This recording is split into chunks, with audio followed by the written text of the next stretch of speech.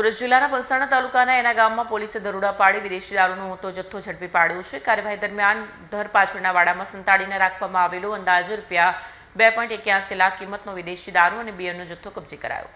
મળતી માહિતી મુજબ સુરત રેન્જ પોલીસ અને સુરત ગ્રામ્ય પોલીસના ઉચ્ચ અધિકારીઓ દ્વારા દારૂ અને જુગાર જેવી ગેરકાયદેસર પ્રવૃત્તિઓ સામે કડક કાર્યવાહી કરવા સૂચના આપવામાં આવી હતી, જેના ભાગરૂપે પલસાણા પોલીસ સ્ટેશનની ટીમ દ્વારા સઘન પેટ્રોલિંગ કરવામાં આવી રહી હતી।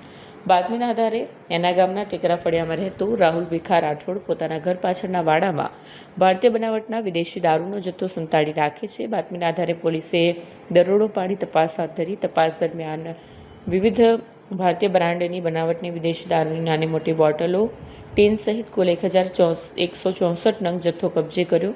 મુદ્દામાલની કુલ કિંમત ₹2,81,604 હોવાનું તપાસમાં સામે આવ્યું છે। આ મામલે પોલીસે આરોપી રાહુલ ભીખા રાઠોડ વિરુદ્ધ ગુનો નોંધી વોન્ટેડ જાહેર કર્યો છે અને વધુ તપાસ હાથ ધરી છે।